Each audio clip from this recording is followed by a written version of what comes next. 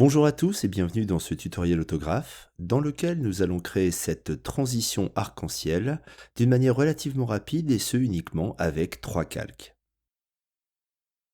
Commençons par créer une nouvelle composition et activons l'outil de dessin dans le viewer.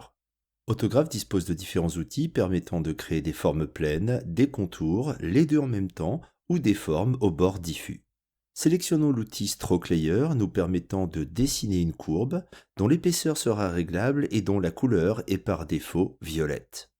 Augmentons d'ailleurs la taille de ce tracé en utilisant le contrôleur directement dans le viewer.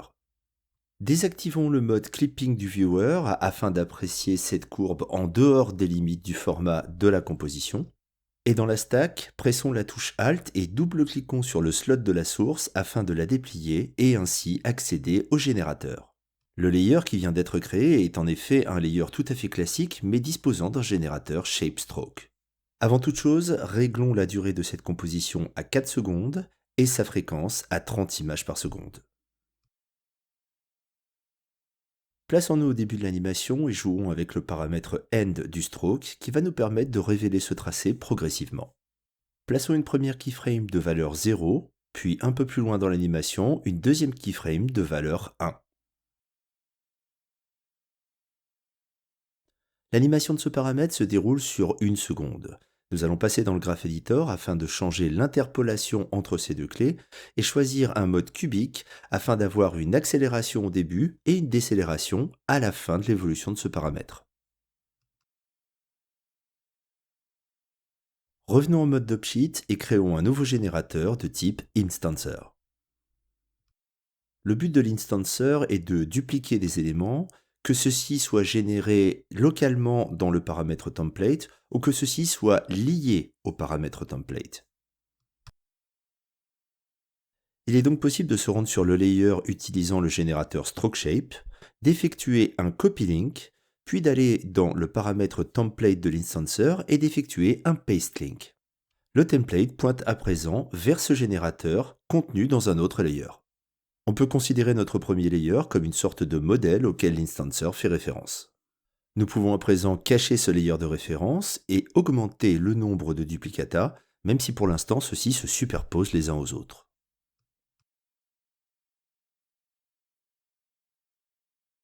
Le template pointant vers le générateur se trouvant sur l'autre calque, si nous sélectionnons ce calque et que nous repassons en mode dessin, nous pouvons retrouver le tracé de la courbe, effectuer des modifications qui se propageront sur l'ensemble des duplicata.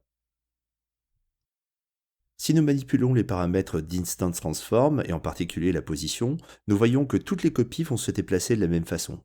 Mais si nous cochons Accumulate Transform, le déplacement sera relatif à l'instance précédente. Bien que le calque contenant ce générateur soit caché, il est tout à fait possible de le sélectionner, repasser en outil de dessin, modifier la courbe et ainsi voir cette modification sur l'ensemble des duplicata. Disposer d'un modèle à part nous permet de repasser en mode solo afin d'avoir une meilleure vision de la courbe d'origine. Chaque instance pouvant subir l'ajout d'un modifieur, nous allons au niveau du template ajouter un modificateur de type U-Shift. Nous allons régler l'angle de cette teinte à 30 degrés et nous allons ajouter sur ce paramètre un modificateur de type Matte en mode Multiply. Et nous pourrions multiplier cet angle par une valeur numérique, mais nous allons plutôt choisir de multiplier cette valeur par un générateur Instance Index. Chaque instance étant numérotée de 1 à l'infini, nous allons pouvoir donc multiplier cet angle à chaque copie pour les valeurs 30, 60, 90, 120 et ainsi de suite. Reculons un peu dans le viewer afin d'apprécier un peu mieux l'ensemble de nos duplicata et modifions les paramètres d'Instance Transform. Jouons également avec le paramètre de rotation pour tourner toutes ces instances et augmentons le nombre de duplicata. Notre modèle ayant son paramètre End animé, tous les duplicata sont également animés. En descendant dans les paramètres de l'instancer, on trouve les paramètres de décalage temporel, Time Offset, qui va dans un premier temps décaler de manière identique l'ensemble des duplicata. Nous pouvons régler cette valeur par exemple à 2 images, Puis nous cliquons sur le bouton Accumulate Time Offsets afin que chaque instance se décale de 2 images par rapport à la précédente. Augmentons le nombre de duplicata, sélectionnons l'instancer en tant que layer unique et réduisons sa taille afin de le faire rentrer dans le format de la composition.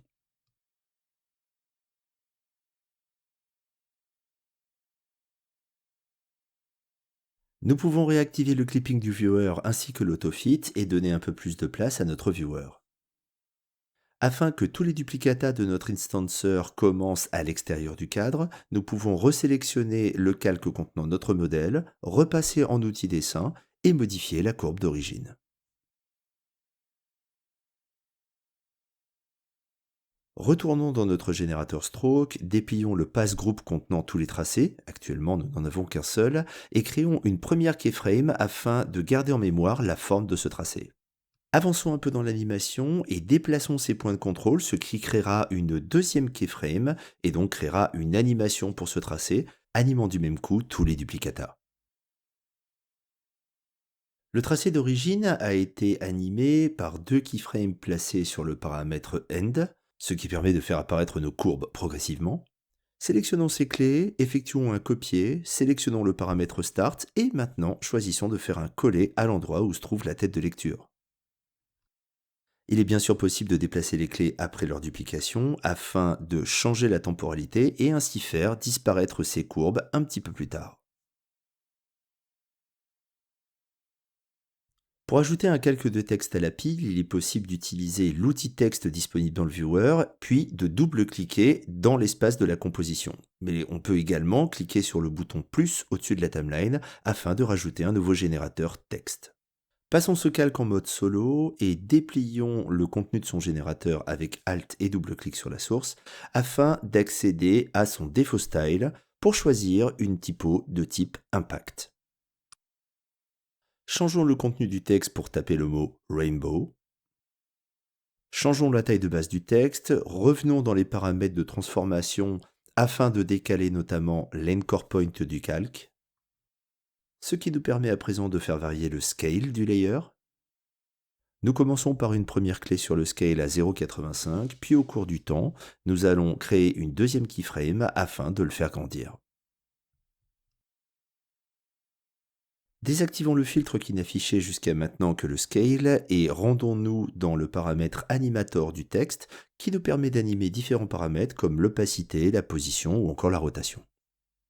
Nous allons commencer par définir une opacité à 0 dans le default style qui va s'appliquer par défaut à l'ensemble des lettres de notre générateur de texte. Et nous allons choisir d'ajouter un animateur de texte qui va se concentrer sur l'opacité.